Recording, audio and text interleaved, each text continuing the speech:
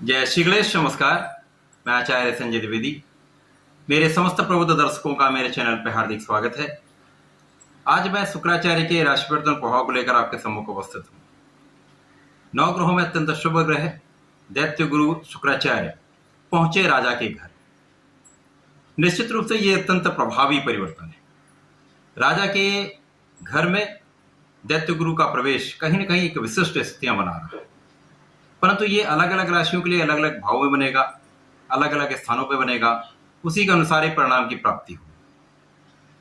आज मैं मकर राशि के लिए शुक्राचार्य के राशि परिवर्तन का क्या प्रभाव प्राप्त होने वाला है, किस प्रकार के लाभ मिल सकते हैं, कौन सा भाव प्रबल होगा, कहाँ कितना लाभ ले पाएंगे, कहाँ पर समस्या आ सकती है, उसका क्या निराकरण है, संपूर्ण विश्लेषण मैं पूर्ण तर्क के साथ करने जा रहा हूँ। प्रिय दर्शकों, ये राशिफल आपके चंद्र राशि पर आधारित है।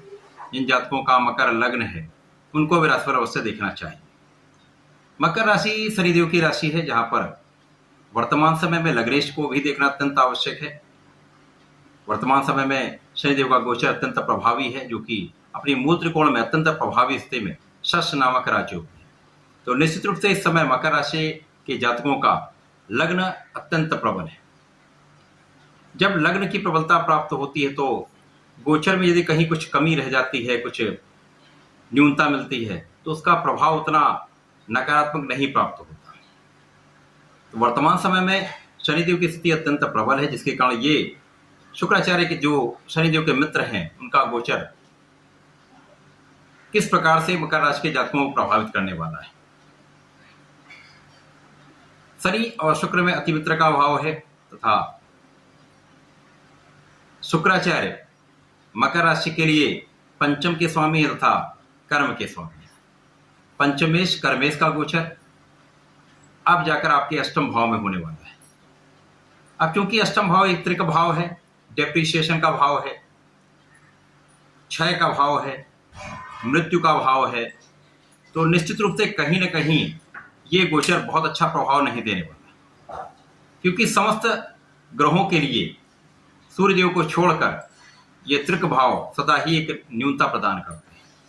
परंतु शुक्राचार्य को एक यहाँ पर एक प्रभावी स्थिति ये बन रही कि उनको अष्टम का कार्यकत्व प्राप्त है, जिसके कारण कुछ लाभ तो अवश्य प्राप्त होंगे, परंतु कहीं न कहीं समस्याएं भी होंगी। अब चूंकि शुक्राचार्य पंचम के स्वामी है, पंचम भाव जो कि शिक्षा, ज्ञान, प्रज्ञा का भाव है, संतान का भाव है, प्रेम का भाव है, इसी प्रकार से कर्म क्षेत्र दसम भाव, यहां पर कर्म क्षेत्र के स्वामी का था शिक्षा, ज्ञान, संतान, प्रेम के स्वामी का अष्टम भाव में जाना निश्चित रूप से यहां पर दुर्बलता देने वाला है। कार्य क्षेत्र में संघर्ष बढ़ाने वाला है। मकर राशि की चूंकि यहां पर 7.5 का समय भी चल रहा है, अंतिम चरण है, तो सदा ही ये समय कुछ संघर्ष का ही होता है। अब शुक्राचार्य जो कर्मेश होकर अष्टम भाव में जाएंगे, निश्चित रूप से कहीं न कहीं आपके कर्म क्षेत्र में कुछ संघर्ष बढ़ाएंगे। लोगों का सहयोग उतना प्राप्त आप नहीं कर पाएंगे, उच्चाधिकारियों के साथ सामंजस्य नहीं बन पाएगा, अपने साथ के लोगों में आपका जो प्रभाव है उतना नहीं पड़ पाएगा जितना आपको इसकी आवश्यकता होगी। इसी प्रकार से ज्ञान, संतान का भाव भी यहाँ पर पीड़ित होगा। संतान के पक्ष से कहीं न कहीं आपको चिंता का भाव उत्पन्न होगा। शिक्षा, ज्ञान का भाव प्रभावित होगा। यहाँ शिक्षा जो लोग ले रहे हैं, जो विद्यार्थीगण हैं, उनकी शिक्षा में कुछ अवरोध आ सकता है। मन कल्पनाशीलता में जा सकता है, मन का भटकाव हो सकता है। जब तक शुक्राचार्य का गोचर अष्टम भाव में होगा, कहीं न कहीं यहाँ पर आपके पढ़ाई में एक अवरोध आने का एक योग बन रहा है। संतान के प्रति आपके संबंधों में इसी प्रकार से संतान के लिए आपका भाव जो है कहीं ना कहीं एक तनावग्रस्त हो सकता है। प्रेम के लिए ये भाव बिल्कुल अच्छा नहीं है। यहाँ पर प्रेम संबंध बनेंगे, परंतु प्रेम संबंध के आगे चलने की संभावना अत्यंत न्यून है। अब क्योंकि सूर्य की राशि में होकर यहाँ पर अष्टम भाव में है शुक्राचार्य, तो निश्चित रूप से कहीं ना कहीं आपके लिए एक पारिवारिक संपत्ति का भाव यहाँ पर प्रबल करने का योग हो रहा है। परिसंपत्ति से आपको लाभ के योग बन सकते हैं। अचानक कुछ धन प्राप्ति हो सकती है।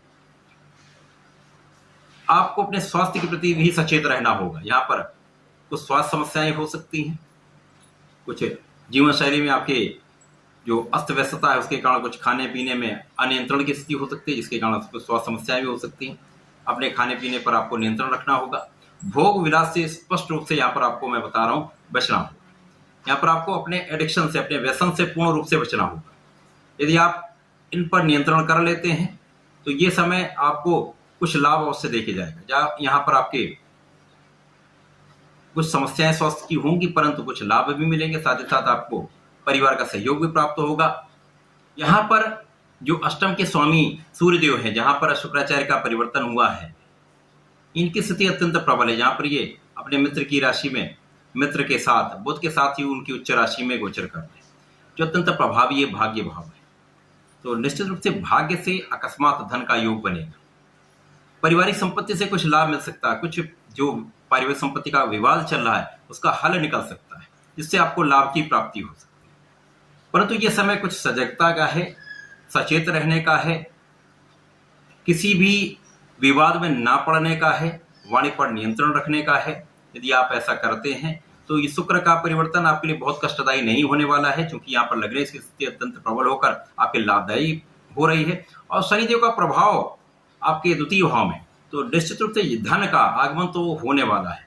धन की प्राप्ति आपको होगी, आपकी रक्षा भी होगी, आपके लिए आगे बढ़ने का अवसर भी प्राप्त होगा। परंतु यहाँ पर सतर्कता से यदि कार्य करेंगे, लोगों के साथ सामंजस्य बनाकर चलेंगे, तो आगे के लिए समय आपके लिए अत्यंत उपयुक्त हो जाएगा। ये समय आसानी से कट जाएगा।